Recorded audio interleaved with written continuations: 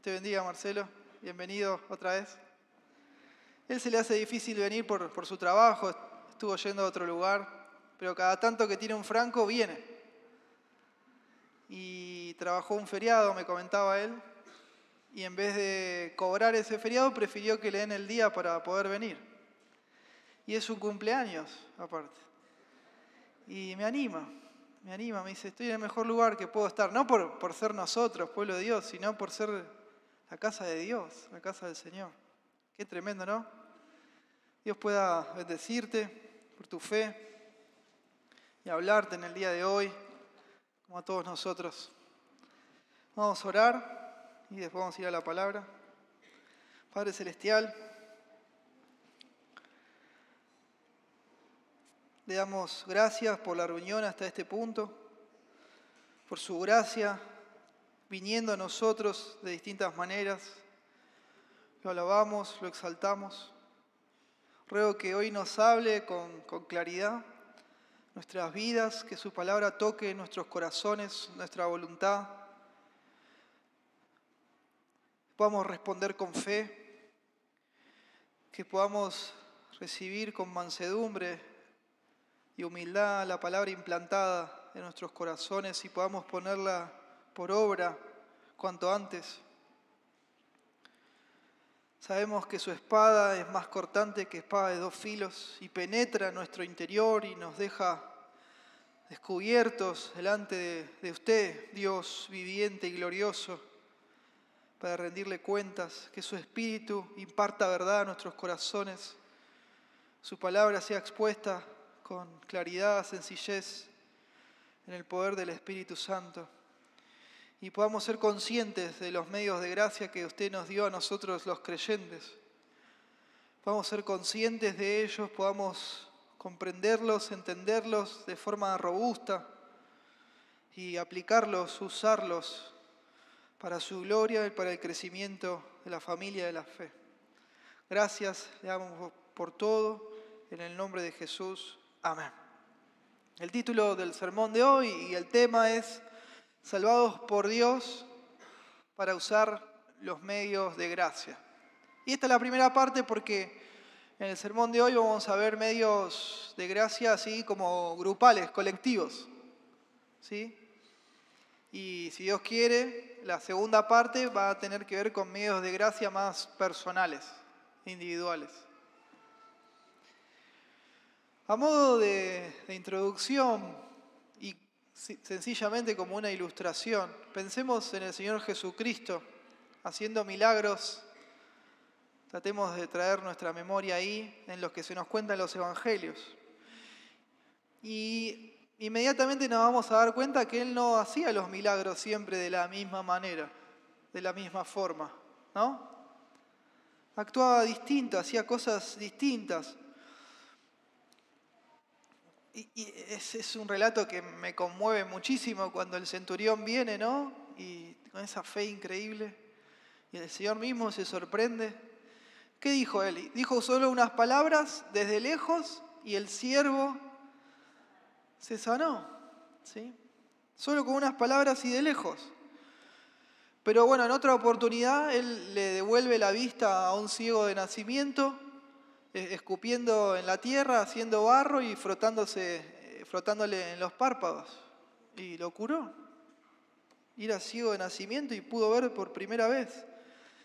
Dicho sea de paso, ¿no? Imagínense abrir los ojos y ver a Dios, al Señor. Tremendo. A veces Él sanaba con palabras, a veces Él hacía algo, etc. Distintas formas, distintos medios.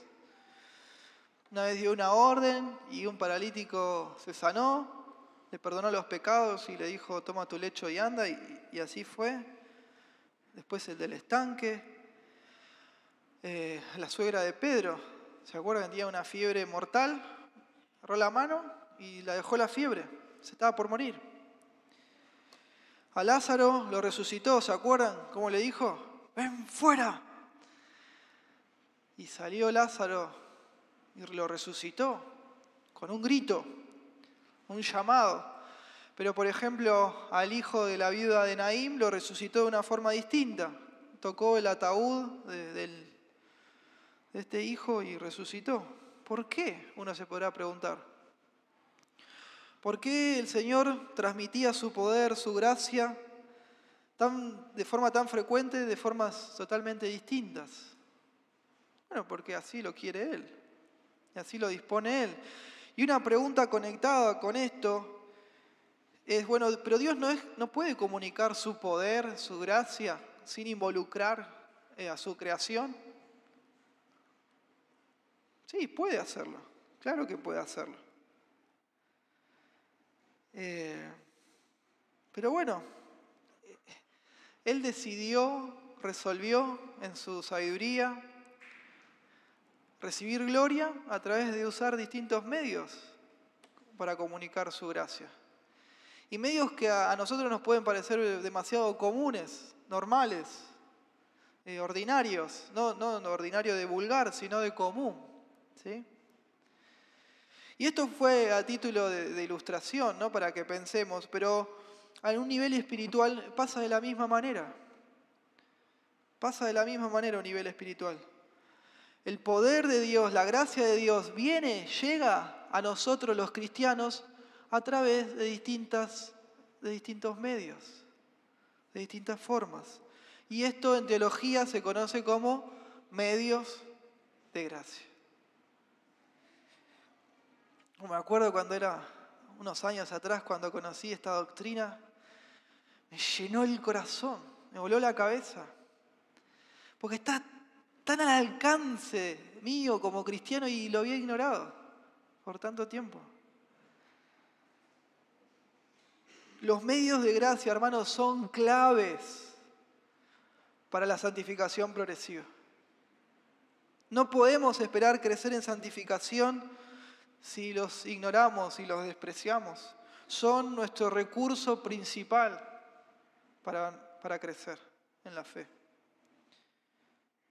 Dios dispuso que a través de estos medios, de estos instrumentos, nosotros nos vayamos pareciendo más al Señor Jesucristo. Así lo dispuso Dios.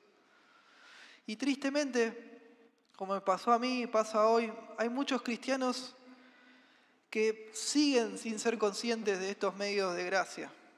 Y otros, peor, tristemente, se les confunde, que podemos crecer en la vida cristiana por el poder del Espíritu Santo, pero sin esfuerzo de nuestra parte.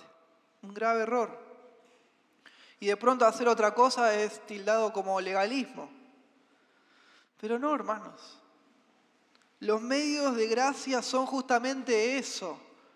Son medios. No son un fin en sí mismos, son medios, canales que nos traen, que nos comunican, que nos suministran la gracia de Dios. El fin es la gracia de Dios. Y estos medios la acercan a nosotros, nos la suministran. Y esa gracia, no los medios en sí, sino es esa gracia la que trabaja en nosotros los creyentes.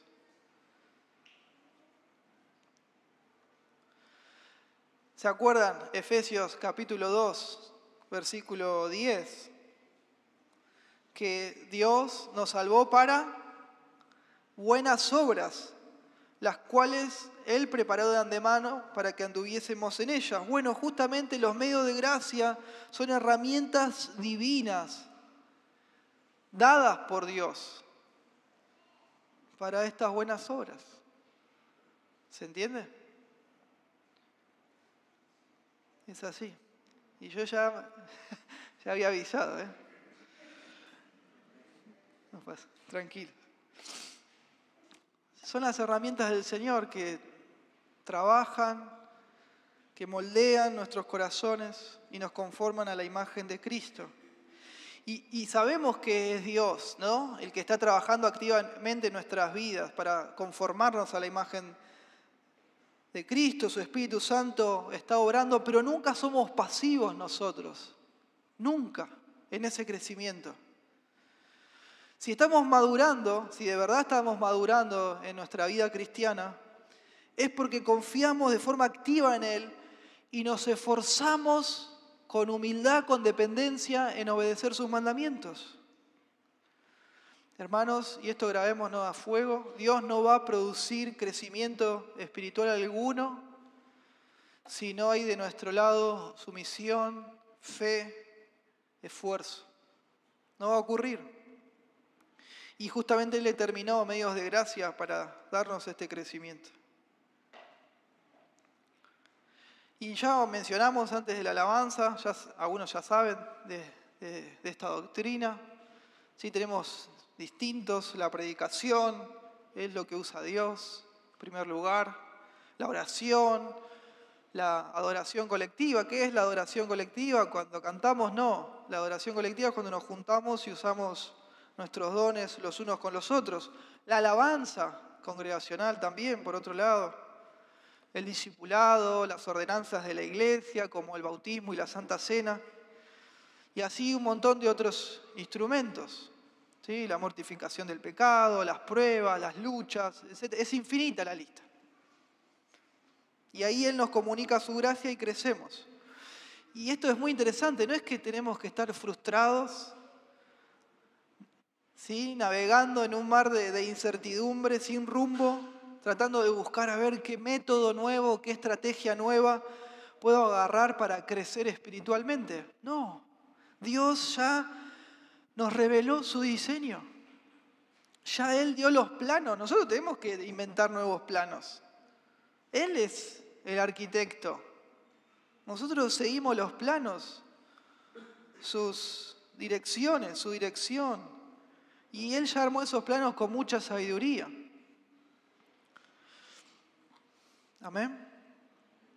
Si usted está esperando estas nuevas modas, ¿no? de esto de ser abrumado por la gracia de Dios, si está esperando eso para poder crecer en santidad, se va a frustrar. Se va a frustrar, se va a marchitar. A un tiempo por ahí le funciona, entre comillas. Al menos le va a dar esa sensación. Pero se va a marchitar en lugar de estarse fortaleciendo. La gracia de Dios, hermanos, fluye solamente a través de los medios de gracia que Él dio. Y de esa forma maduramos y crecemos. Cuando nos sometemos con diligencia y esfuerzo a los medios de gracia de Dios. Los cristianos que no asisten regularmente a las reuniones, se distraen en los sermones, oran poco, leen poco sus Biblias, no usan sus dones, sirven poco a los demás o nada, no van a estar creciendo en su santificación progresiva. Por más abrumados por la gracia que se sientan o que digan estar. El problema no es difícil de identificar, hermanos. Están haciendo poco o nada de uso de los medios de gracia, también conocido como disciplinas espirituales. Algunos hermanos dicen que no les gusta llamarlo disciplinas espirituales porque es como que le saca esto de la gracia. Yo no veo un conflicto ahí. ¿Sí? Nos esforzamos en la gracia que es en Cristo Jesús. Somos disciplinados en la gracia que es en Cristo Jesús. Dios usa esos medios de gracia justamente para hacer crecer a su pueblo.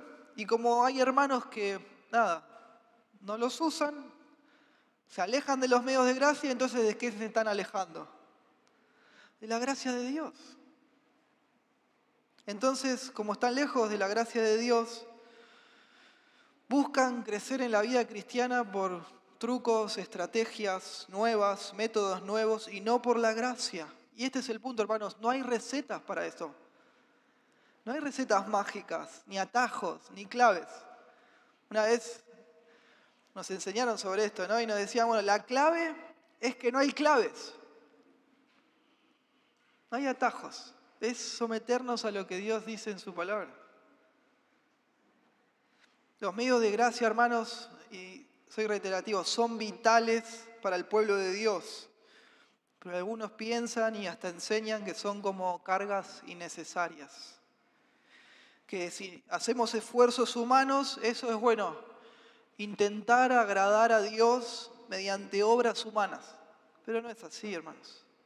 No es así, nada que ver. Esta falsa estrategia que se propone, que dice que el verdadero crecimiento ocurre cuando uno se relaja y disfruta de la gracia de Dios. Y ahí cuando uno por fin se relaja, ¿no? Dice, bueno, dale el volante de tu vida a Dios. Vos ya no, Dios. Porque si vos haces, eso es lo que se propone. Entonces, cuando yo me relajo y disfruto de la gracia de Dios, ahí en algún momento surgen de mi corazón motivaciones para obedecer. Hasta se llega a decir, cuanto menos esfuerzo, mejor. Y es un mensaje atractivo, ¿no? Nosotros por naturaleza mucho no nos gusta hacer. Algunos son más trabajadores que otros, más esforzados que otros, pero si nos proponen menos esfuerzo es atractivo. Pero es un engaño. Es un mensaje atractivo porque le dice, bueno, usted no tiene que hacer ningún esfuerzo por su santificación. Ni tampoco se tiene que sentir mal por eso. Pero no es así, Dios nos guarde. El Señor nos guarde. Y yo oro por pueblo de Dios, y no solamente por pueblo de Dios, hermanos de otros lugares. Porque las personas que andan en esa onda, en esas modas, se frustran. Desagradan a Dios, obviamente, y se frustran. Y el punto es que es hasta contradictorio. Ellos viven en legalismo. Porque están haciendo cosas que Dios no mandó. Dios nos mandó, que Dios no nos pide. Y eso es legalismo.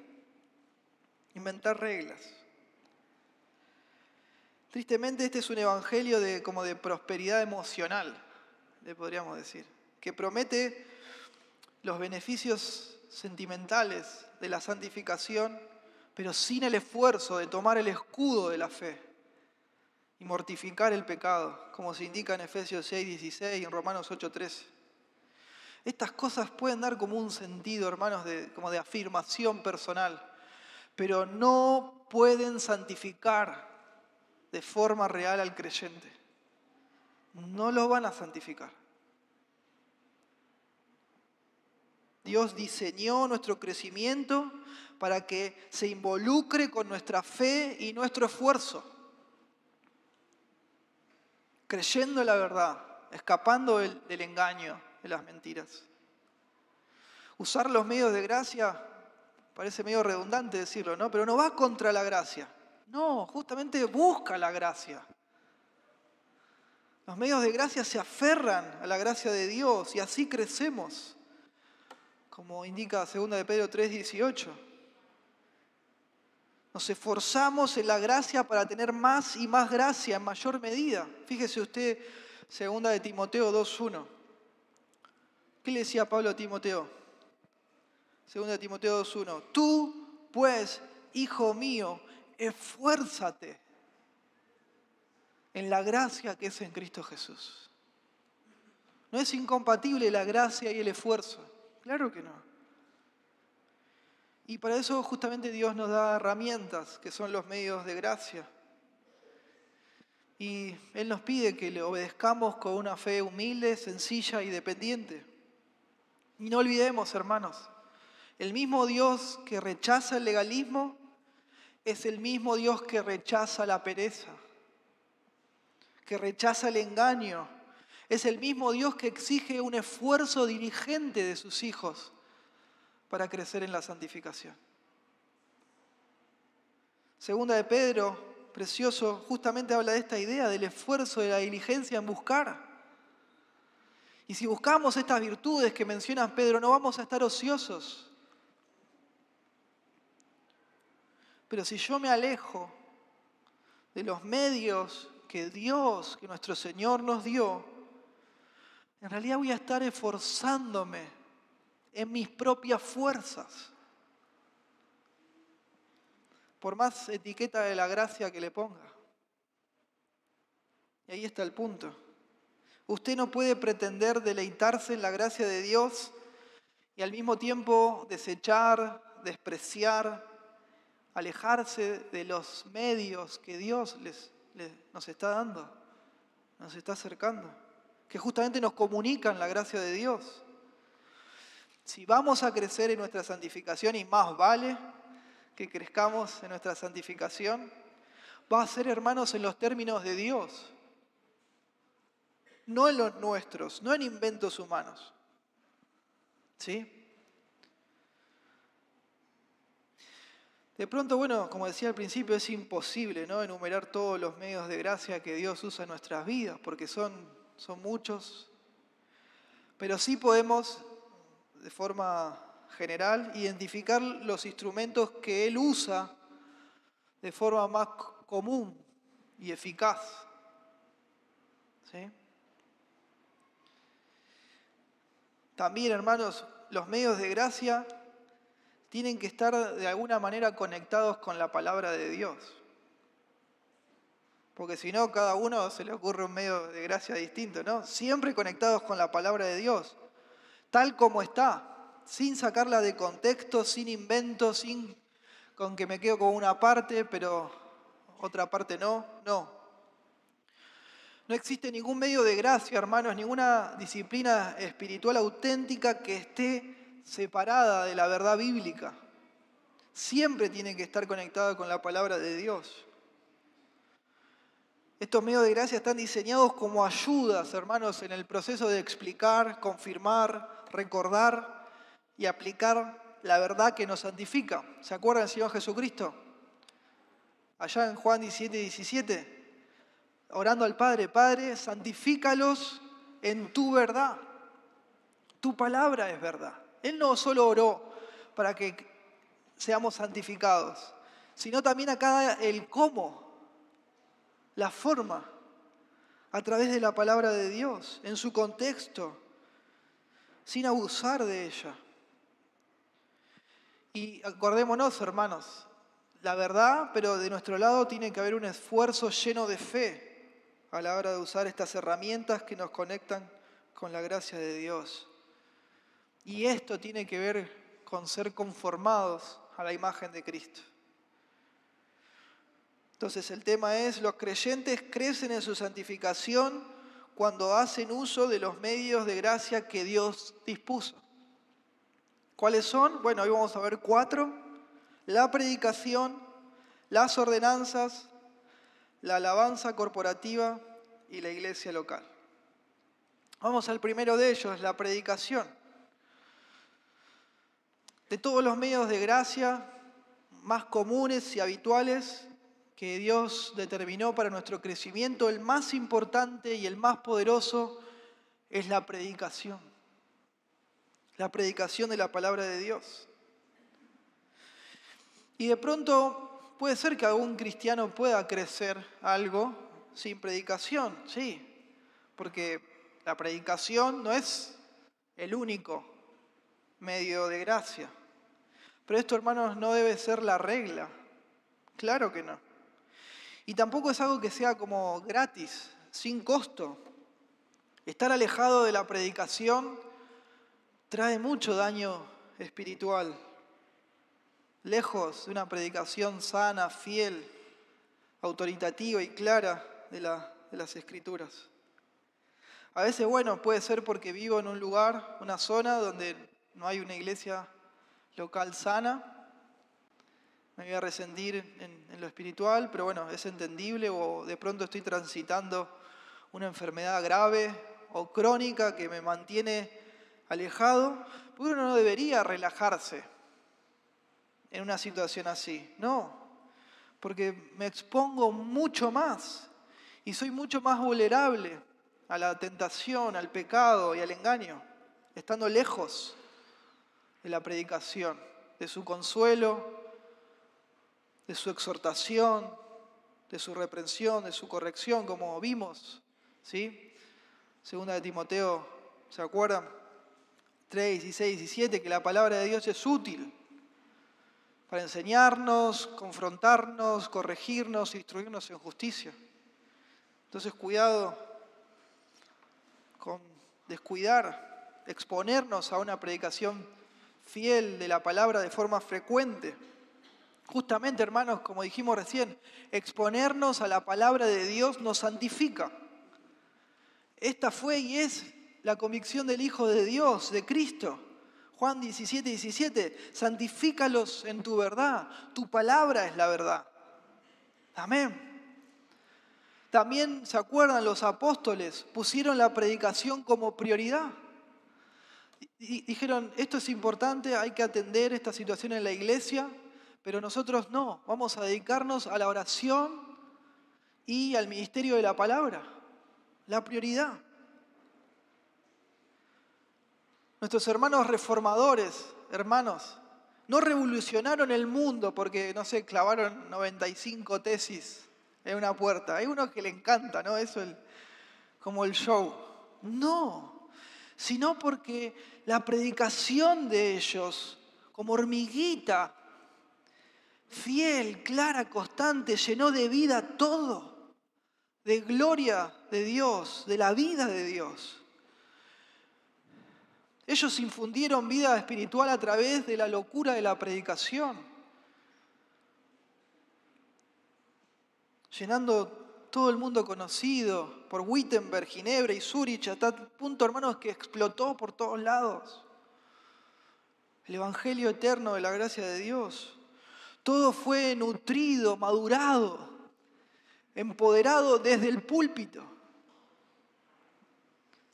Luego también, hermanos, durante los siguientes siglos, los púlpitos de nuestros hermanos puritanos impulsaron el Evangelio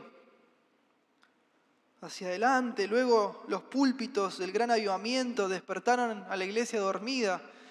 Y desde unas décadas hacia aquí el resurgimiento de la predicación expositiva nos alejó de toda distracción y nos centró de nuevo en el Evangelio de Dios. La predicación. El patrón claro, hermano, y consistente de la iglesia es el crecimiento a partir de una predicación sana. La predicación, hermanos, es el instrumento que Dios ha usado, usa y va a usar para el crecimiento espiritual, el más común y más importante. Así nos recuerda Romanos 10:17, ¿no? Que la fe es por el oír y el oír por la palabra de Dios. Expóngase a la palabra de Dios.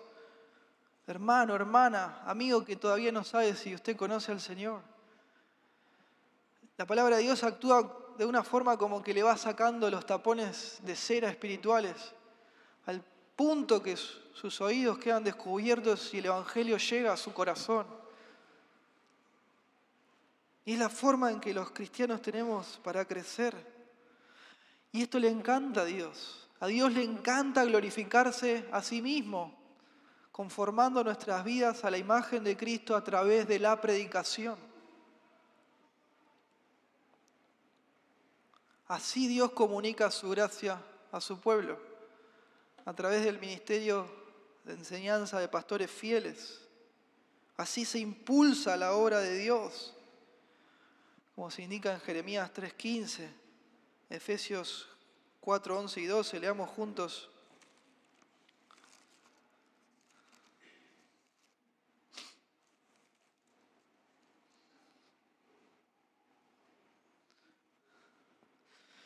Y está hablando de Cristo acá.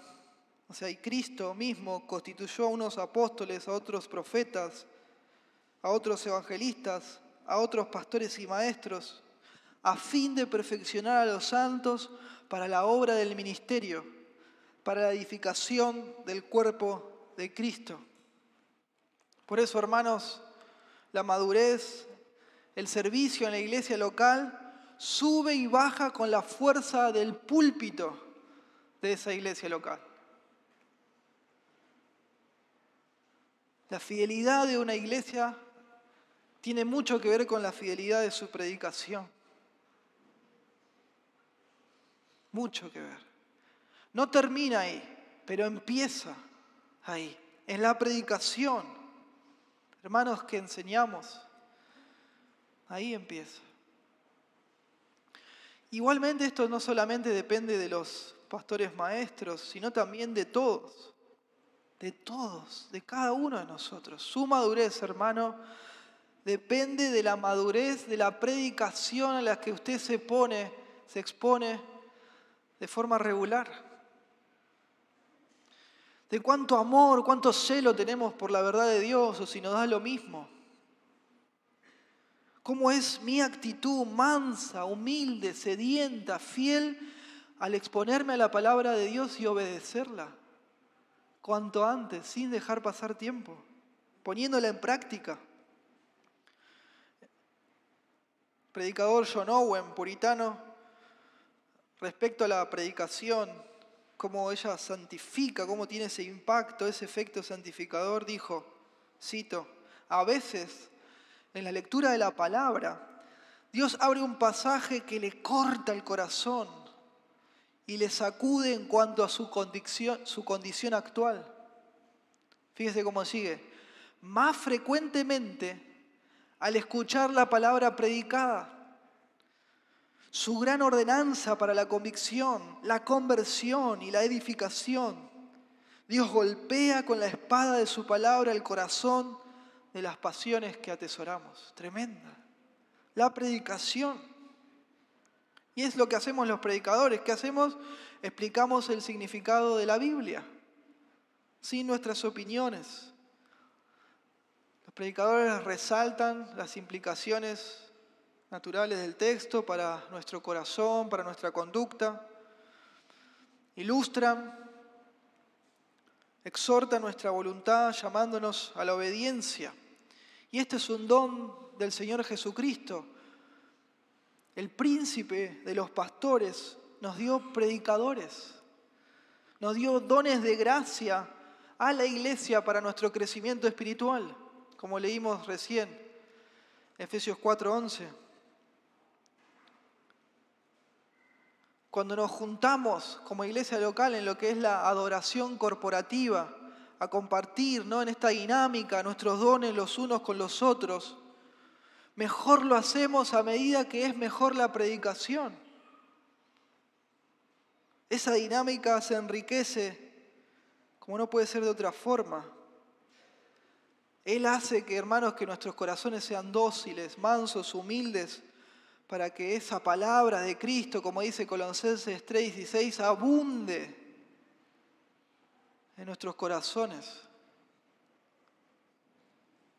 Él nos une, nos trae alrededor de la verdad para que seamos edificados en amor. Por la predicación, hermanos, somos protegidos de los engaños sutiles.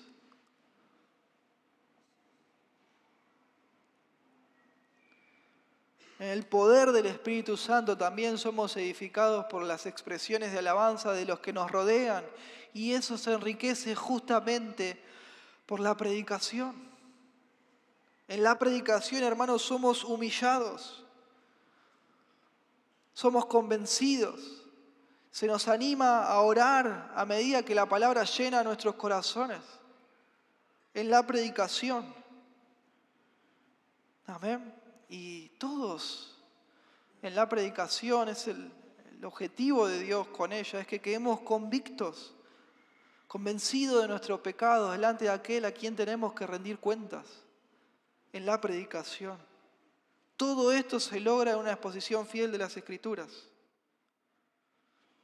Cuando exponemos la palabra de Dios y hablamos de Dios, eso es lo que toca nuestro corazón, lo que nos transforma, lo que cambia nuestra manera de ser, nuestra conducta. Esa es la verdadera predicación en llamas.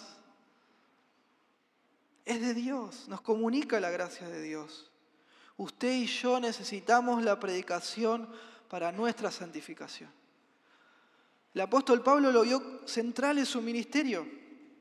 En Romanos 16, del 25 al 27, él insiste en que es central para nuestra obediencia, para fortalecernos en la fe.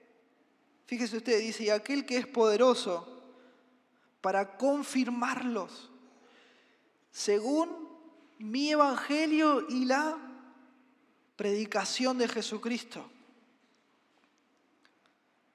según la revelación del misterio que se ha mantenido secreto durante muchos siglos, pero que ahora se manifiesta y por las escrituras de los profetas, según el mandamiento del Dios eterno, ha sido dado a conocer a todas las naciones, que lleva a la obediencia de la fe. Al único y sabio Dios, por medio de Jesucristo, sea la gloria por los siglos. Amén. Amén. El Catecismo Menor de Westminster reconoce este papel clave, vital de la predicación en la madurez del pueblo de Dios. Fíjese usted, pregunta 89 del Catecismo. Dice la pregunta esta: ¿cómo se hace efectiva la palabra para salvación? Respuesta: el Espíritu de Dios hace de la lectura, pero especialmente de la predicación de la palabra, un medio eficaz para convencer y convertir a los pecadores y para edificarlos en santidad y consuelo por la fe para salvación. Especialmente la predicación, dice. Y así es como tenemos que pensar respecto a la predicación en nuestra propia vida.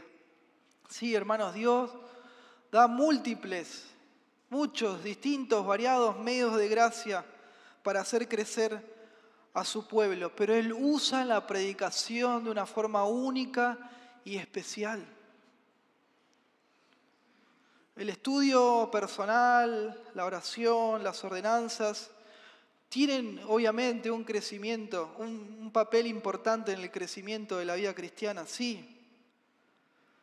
Pero cualquier estrategia, cualquier método, hermanos, que no incluya una sumisión a la predicación bíblica en su contexto más natural,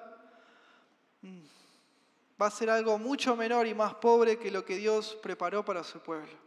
La predicación. La predicación ya está comprobada. Es una fuente que nos santifica al pueblo de Dios de forma segura. En segundo lugar, las ordenanzas. La predicación es un medio de gracia, las ordenanzas es otro.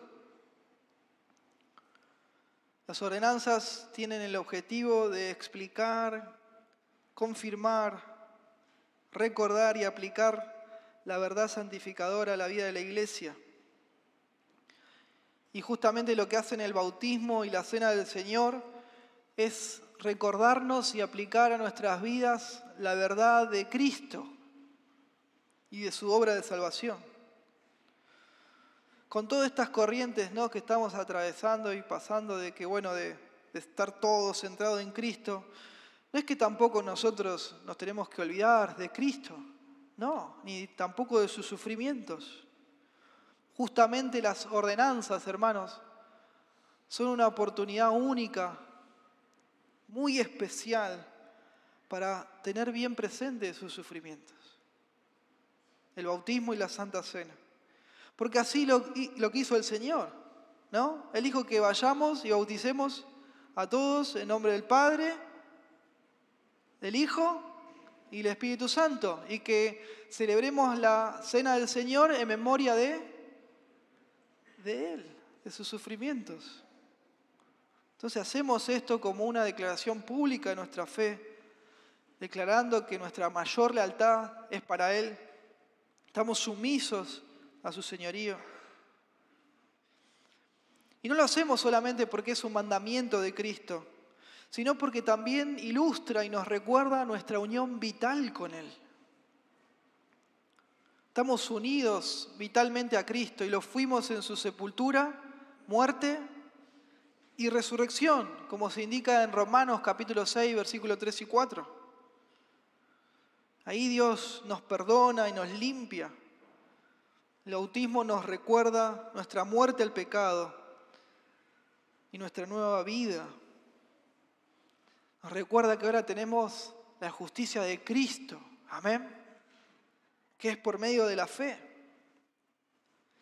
Y el bautismo todavía es mucho más que un mandamiento, que algo que también nos recuerde nuestra unión vital con Él.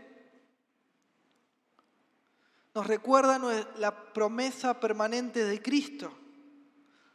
Nos recuerda el poder que tenemos como creyentes a través de nuestra unión vital con Él.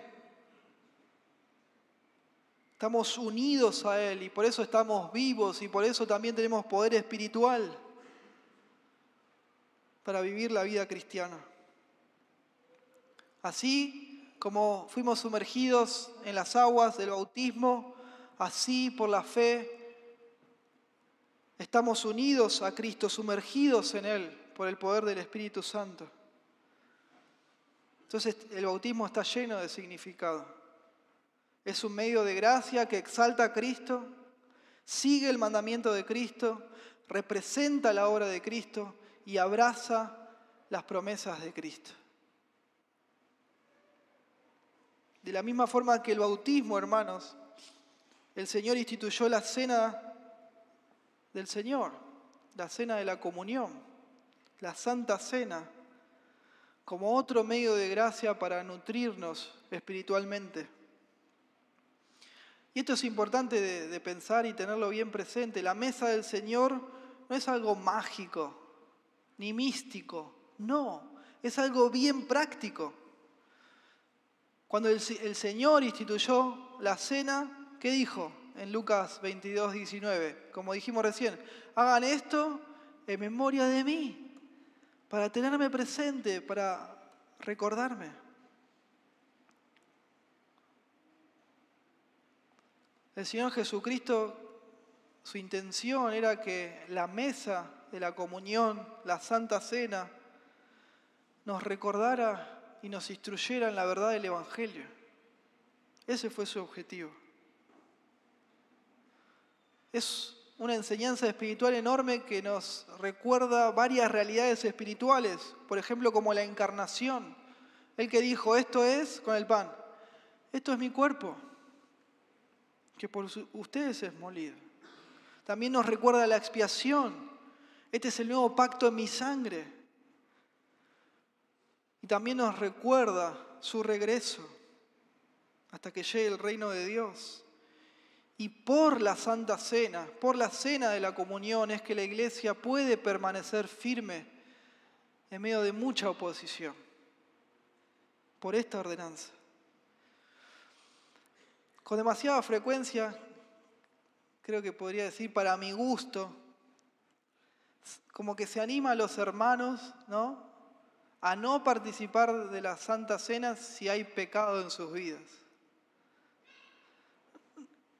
No aquí pienso de pronto porque creo que enfatizamos, aunque a veces de pronto se nos escapa, pero en la cultura de la iglesia evangélica, ¿no?, si hay pecado en tu vida, no participes de la Cena del Señor. Pero el punto es, hermano, que si yo pienso que no tengo pecado en mi vida, no debería participar de la Cena del Señor. Es justamente al revés. ¿Se acuerdan? 1 Juan, capítulo 1, versículo 8 al 10, el que dice, si decimos que no tenemos pecado, nos engañamos a nosotros mismos y la verdad no está en nosotros. Fíjese el 10, versículo 10. Si decimos que no hemos pecado, le hacemos a Él, o sea, a Dios mentiroso, y su palabra no está en nosotros. La mesa del Señor proclama la muerte de Jesucristo por nuestros pecados y exalta su justicia, no nuestra justicia propia. Eso hace la cena del Señor. Cuando la Biblia, hermanos, nos dice que no tenemos que participar de forma indigna, no está diciendo que nos abstengamos si estamos luchando con el pecado. Ninguno jamás podría participar si fuera así. No va por ahí. Los muertos no luchan. Amén. Los que estamos vivos en Cristo sí luchamos. Y esa es la evidencia de estar vivo. Estas indicaciones, estos requisitos están puestos para que una persona no tome el pan, no tome de la copa, si no se está sometiendo al Señor. Ese es el punto. Esto de vivir indignamente se refiere a un corazón y a una conducta que no están dispuestos a arrepentirse de sus pecados y son como abiertamente insubordinados al Señor. Personas que pasan los meses, pasa el tiempo y no se someten al señorío de Cristo, hacen de su vida lo que les parece, pero después, bueno, ellos toman la cena. ¿Sí? Eso está mal. Ellos deberían dejar de hacerlo. Pero si usted está luchando contra el pecado y humildemente está buscando someter su vida al señorío de Cristo, la verdad de Cristo, bueno, justamente ese es el fruto, la evidencia de Dios en su vida. Amén. Así es. Y no es una razón para no participar de la copa y el pan. Mientras usted está luchando contra el pecado, buscando poner su vida bajo el señorío de Cristo, justamente la Santa Cena es un medio que le viene a ayudar a usted para seguir luchando. La Santa Cena le recuerda que Jesucristo es suficiente para su salvación y que Él hizo todo lo necesario ya para que usted sea salvo y esté en paz con Dios, como se indica en Juan 19:30. ¿Sí? Cuando Jesús hubo tomado el vinagre dijo, consumado es.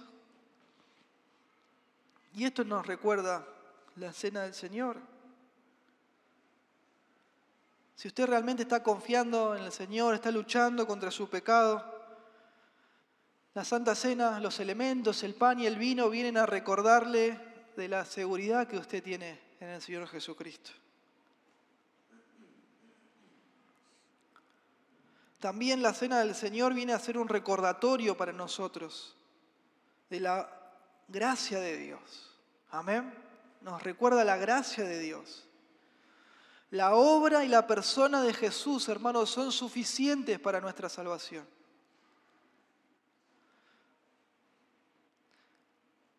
Nos recuerda también que tenemos todos los recursos necesarios para ser como Cristo, porque tenemos a Cristo.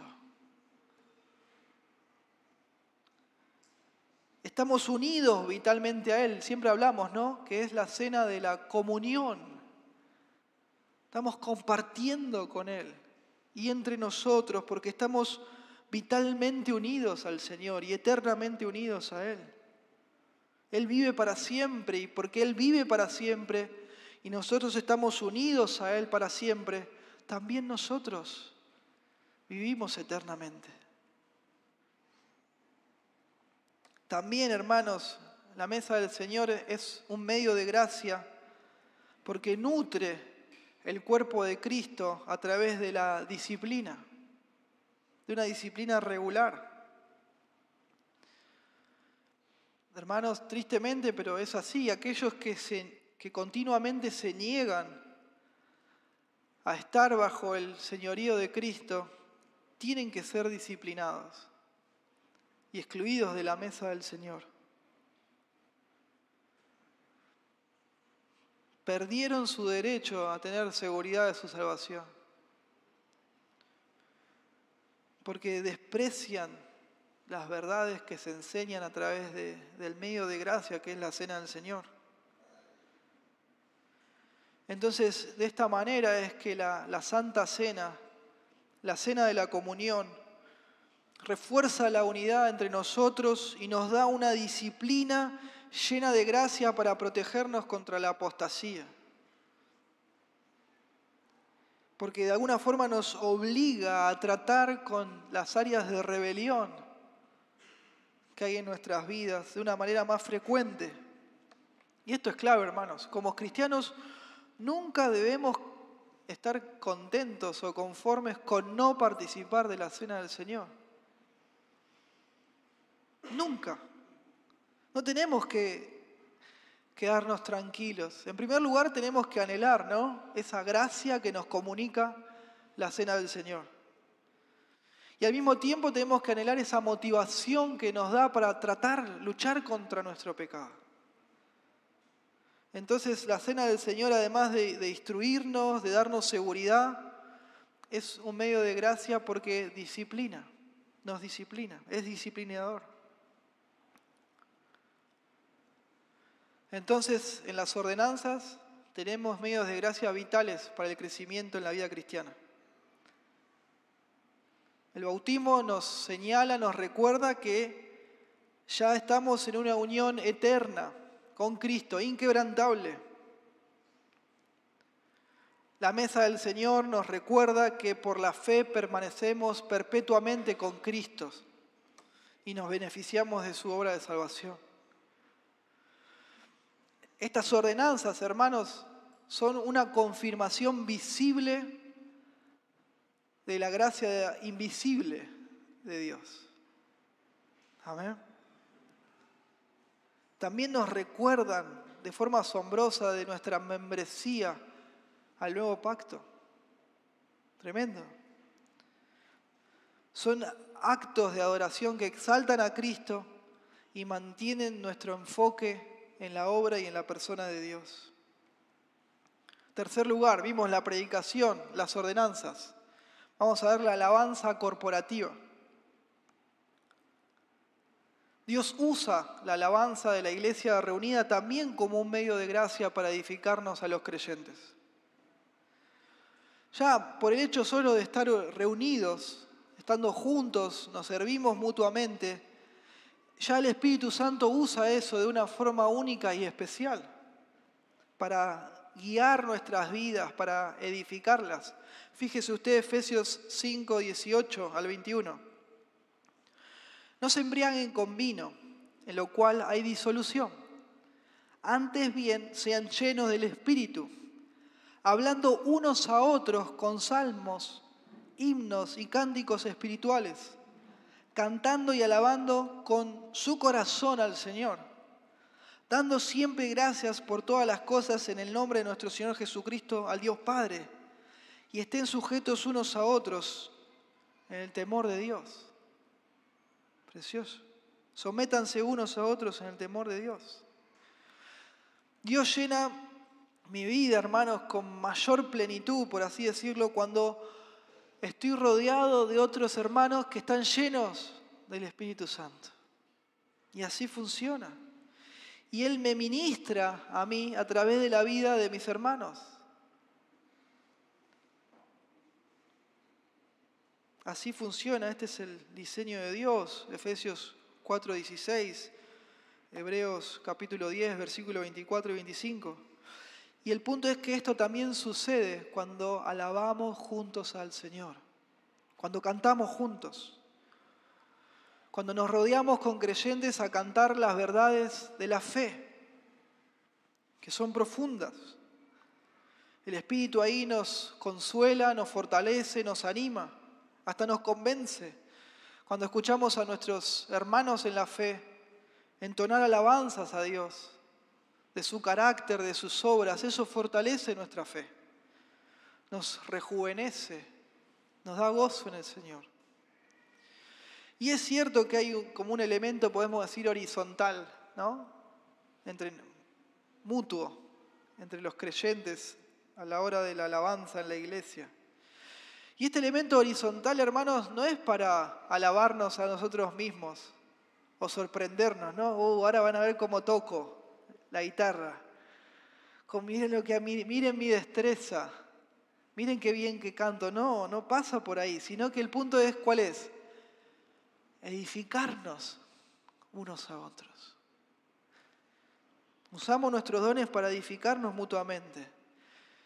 Y tampoco nos tenemos que olvidar que el elemento en la alabanza más importante es el vertical, en la alabanza corporativa.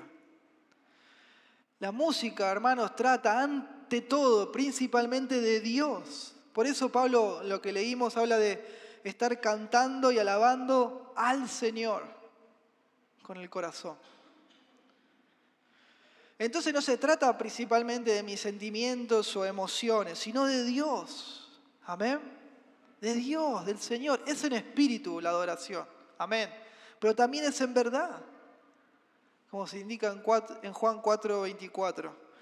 Este, hermanos, es el tipo de alabanza que glorifica a Dios. Este es el tipo de alabanza que el Espíritu Santo usa como un medio de gracia para darnos crecimiento, no otra. Ese solamente. El objetivo de la alabanza en la iglesia es adorar, alabar al Señor en espíritu y en verdad, y al mismo tiempo el Espíritu Santo nos usa para ministrarnos mutuamente en el proceso. Y esto tiene muchas implicaciones de cómo debe ser la alabanza corporativa en la iglesia. Deberíamos enfocarnos y concentrarnos en ayudar en la alabanza de aquellos que nos rodean, ver cómo poder ayudarlos, en lugar de, me hago mi quintita aparte y tengo mi tiempo privado de alabanza con Dios en medio de la iglesia. Es corporativa, es congregacional, lo hacemos juntos. También debería ser un privilegio para nosotros alabar a Dios porque parte de nuestro ministerio en el cielo, además de hacer cosas y trabajar en el cielo, parte de nuestro tiempo en el cielo va a ser estar alabando a Dios, como se indica en Apocalipsis capítulo 19. También deberíamos estar dispuestos, hermanos, a ceder nuestras preferencias musicales por el bien de nuestros hermanos y hermanas en Cristo, no lo que a mí me gusta y ya, sino buscando el bien común. Si esas condiciones están dadas, podemos confiar en que Dios va a estar usando este medio de gracia de la alabanza corporativa para darle gloria y ayudarnos a crecer en nuestra santificación progresiva. Amén. Por último lugar, ¿cómo estamos con el tiempo? Creo que llevamos bien. El último medio de gracia que vamos a ver hoy es la iglesia local.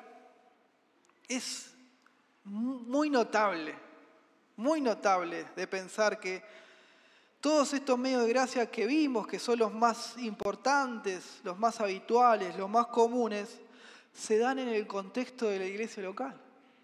Amén.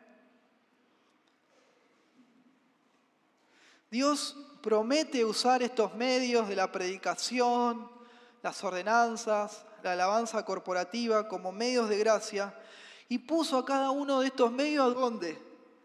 Dentro de la iglesia. Como dijo Calvino, para que la predicación del Evangelio pudiera florecer, Él depositó este tesoro en la iglesia. Otra vez recordemos, ¿qué es lo que nos hace crecer? La gracia de Dios. Y la gracia más potente de Dios para el crecimiento verdadero se encuentra en el contexto del cuerpo de Cristo. No hay más vueltas ahí. Obvio, Cristo es la fuente de crecimiento, pero Él usa su cuerpo para darnos ese crecimiento. Y así es. Por eso Dios nos manda a no abandonar las reuniones, como algunos tienen por costumbre. Como se indica en Hebreos 10:25. Leámoslo, por favor.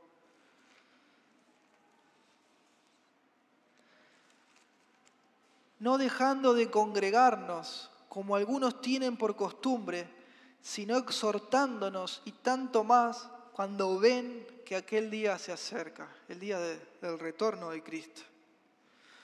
Hermanos, el énfasis para que usted asista a la iglesia los domingos, en los grupos pequeños durante la semana, no es porque sí. Tampoco es legalismo, no. Es el reconocimiento de que necesitamos la gracia de Dios.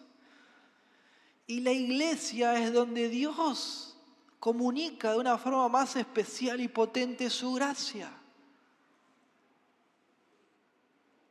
Algunos dicen, bueno, con Cristo está todo bien, ¿no? Yo amo a Dios, a Él lo amo, pero queda ahí, ¿no? Como en una nebulosa, en un incomprobable, ¿no? Nadie puede chequear eso. Y no tienen una relación sana con la iglesia local. Son descuidados, distantes. Son descuidados en su comunión, en el uso de sus dones. No reciben de forma frecuente el crecimiento que viene de los dones de los hermanos. Ni ellos tampoco buscan servir diligentemente a otros. Cuidado. Si usted dice que ama a Dios, eso se tiene que ver en la práctica, como una evidencia de la obra de Dios en su vida, como un fruto de su salvación. Y la forma más normal y más esperable de que eso se dé es, ¿en dónde? En el contexto de la iglesia local. No es que nos venimos a mostrar acá, no, venimos a servirnos humildemente unos a otros y a comunicarnos la gracia de Dios. No se autoengañe, por favor, porque de pronto usted está pensando que es salvo y la iglesia local no es una prioridad para usted. No podemos amar a Dios si no amamos de forma práctica a su iglesia. Él es uno con su iglesia, dio su vida por ella. Amén. Y Él exige lo mismo de nosotros, no menos. En la iglesia justamente aprovechamos de forma activa los medios de gracia y al mismo tiempo nosotros funcionamos como un medio de gracia para la vida de nuestros hermanos. Dios lo diseñó a usted como creyente para crecer con el cuerpo, en el cuerpo, para el cuerpo y a causa del cuerpo de Cristo.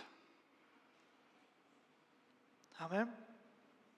Fíjese lo que dice Efesios 4, 15 y 16.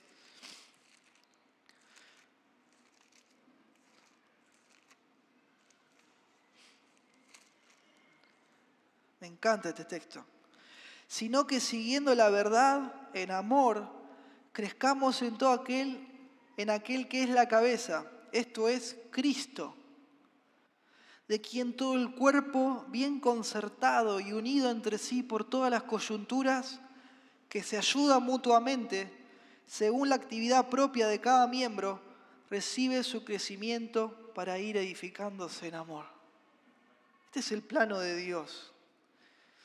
Usted va a crecer mejor y más a medida de que otras partes del cuerpo crecen junto con usted.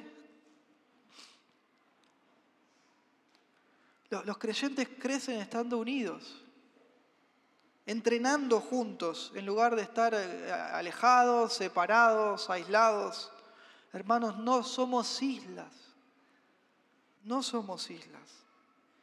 Y el Señor también trabaja en su corazón para que usted pueda encajar con los demás hermanos que lo rodean. Como que nos va limpiando, nos va sacando de esas espinas, ¿no? Pero lo hace estando en el cuerpo. No es que usted solamente crece con el cuerpo, sino también para el cuerpo, para hacerle de bendición. Dios le hace crecer a usted la gracia para que usted al mismo tiempo pueda ser un instrumento de gracia en la vida de los demás. Así, ¿no? Dice la palabra que a cada uno de nosotros se nos dio una medida de fe y de gracia para el beneficio de los demás, como se indica en Romanos 12:3. Cada relación en la iglesia local, cada discipulado es una vía de gracia que produce crecimiento. Y esto implica que usted no solamente tiene la responsabilidad de no solamente alimentarse de los medios de gracia, sino también de usted mismo funcionar como un instrumento de gracia dentro de la iglesia del Señor. Así es. Y vamos a ver unas aplicaciones finales para terminar. Como dije al principio, hermanos, es clave, es fundamental que usted sepa de forma robusta, comprenda, entienda y aplique los medios de gracia que Dios nos dio, que son ordenados por Dios, porque son centrales en la vida cristiana. Y saberlo así bien y aplicarlo bien, por un lado nos aleja del legalismo, de inventar nuevas reglas o nuevas cosas para tener la aprobación de Dios, pero al mismo tiempo también nos aleja de las trampas viejas y modernas del llamado antinomianismo. Esto de, bueno, me relajo, que Dios haga. Y no nos ganamos la gracia de Dios cuando enfatizamos y usamos los medios de gracia. No, ellos nos recuerdan, nos comunican, nos acercan la gracia de Dios. Y el mandato del Señor es que los usemos. Amén. Es su mandato, es su mandamiento. Y justamente cuando lo obedecemos, nos aferramos más y más a su gracia, porque estos medios lo único que hacen es traernos la gracia de Dios. Cuando uno conforma su vida a la voluntad de Dios, cuando uno modela su vida a los mandamientos de Dios, no es que está haciendo méritos, no. Simplemente está confiando en la palabra del Señor para su vida. ¿Se acuerda lo que dijo el Señor? ¿Qué hace un esclavo? ¿Qué hace un siervo? No espera alabanza, ¿no? Dice, hice todo lo que se suponía que tenía que hacer. Y hay humildad, hay dependencia. Pero el Señor es tan bueno, hermanos, que en su bondad armó todo para que cada deber, que es un deber, al mismo tiempo sea una bendición. Y que no nos confundan. Los medios de gracia, hermanos, nos liberan del engaño y de la pereza al recordarnos que Dios nos incluye a nosotros los creyentes en nuestro propio crecimiento espiritual. Es el diseño de Dios. Fíjese usted, Filipenses 2, 12 al 13.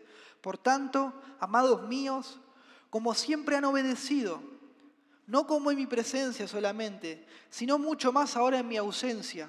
¿Qué dice? Ocúpense en su salvación, con temor y temblor. Tenemos que trabajar, ocuparnos, esforzarnos. En nuestra santificación es el significado ahí de salvación. ¿Por qué, hermanos? ¿Porque sí? No.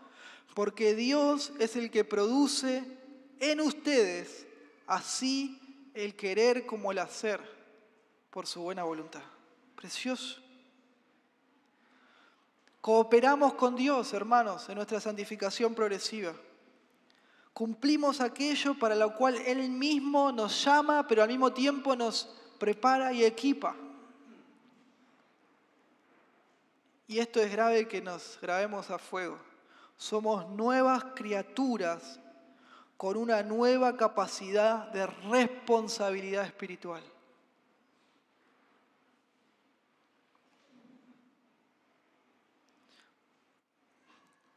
Pecar, hermanos, y no esforzarnos no va a hacer que la gracia de Dios aumente en nuestras vidas. No lo va a hacer. Todo lo contrario. Pero seguir a Cristo en la práctica sí aumenta su gracia en nuestras vidas. Si queremos desprendernos de las limitaciones y los mandamientos de Dios, estamos luchando en contra de la gracia de Dios y de los medios que Él usa para darnos esa gracia y santificarnos.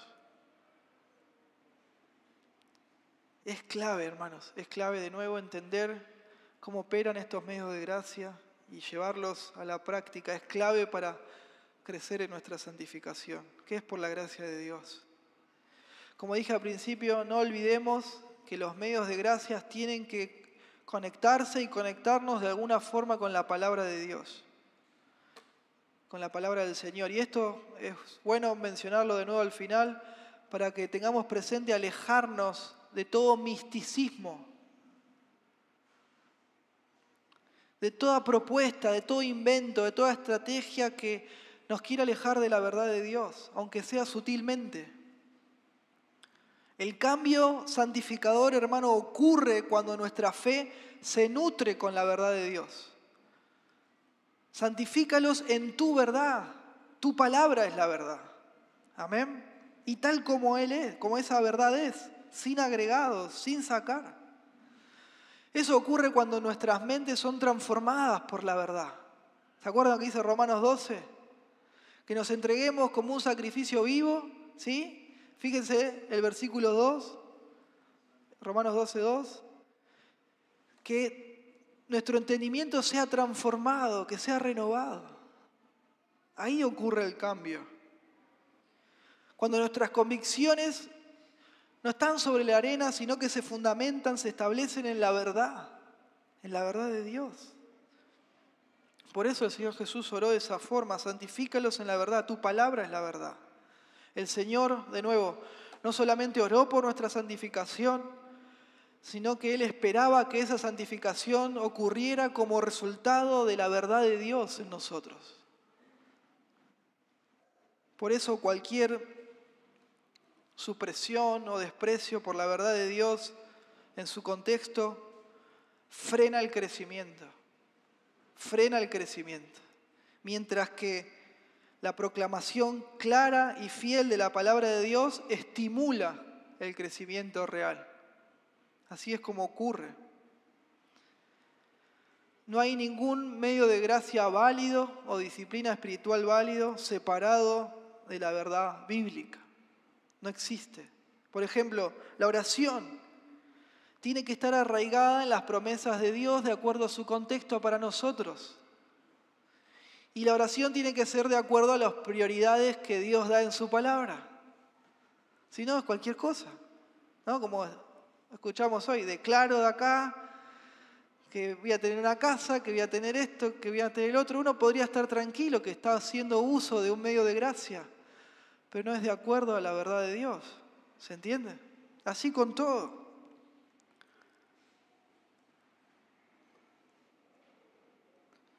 La mesa del Señor, el bautismo, tienen que proclamar el sacrificio de Cristo y su retorno para que nos santifique.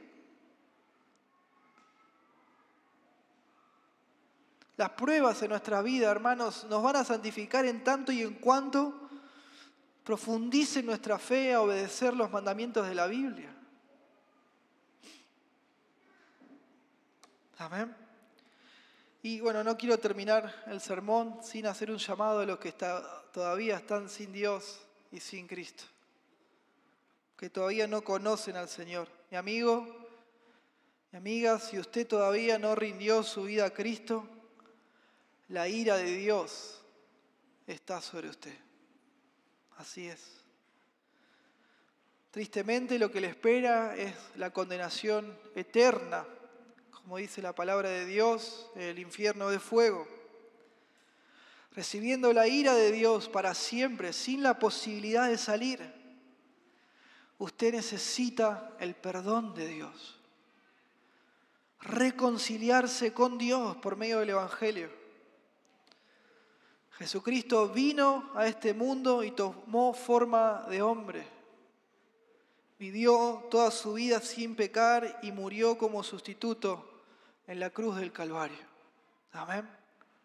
Recibiendo la ira de Dios. Él se sacrificó recibiendo esa ira que nosotros merecemos. Murió, fue sepultado y al tercer día resucitó con poder y con gloria para darnos perdón de pecados y vida eterna. Usted personalmente tiene que recibir esto. ¿Cómo lo hace? Bueno, la Biblia enseña que es a través del arrepentimiento, de que usted se humille y se ponga bajo Dios, que le dé la espalda a su pecado, y también a través de la fe, de la confianza en Cristo y en su obra de salvación. Usted debe seguirlo a Él sin reservas, someterse bajo su señorío. Él es el único Señor y el único Salvador. No hay otro, no hay otra forma, no hay otro camino. La pregunta es, ¿qué decisión va a tomar hoy? ¿Qué decisión va a tomar? No lo deje para otro momento, para otro día. No tenemos el control de las cosas. La vida eterna se recibe solamente en los términos de Dios, en las condiciones que Dios establece. Dios es invencible, es invencible. Rinda su vida hoy a los pies de Cristo. Recíbalo ahora. De pronto cuando vuelve a su casa, en el colectivo, viajando, o en su pieza esta noche, arrodillado, pueda pedirle perdón al Señor y rendir su vida ante Él. Reciba de una vez por todas la gracia de Dios. Amén. Padre Celestial, le damos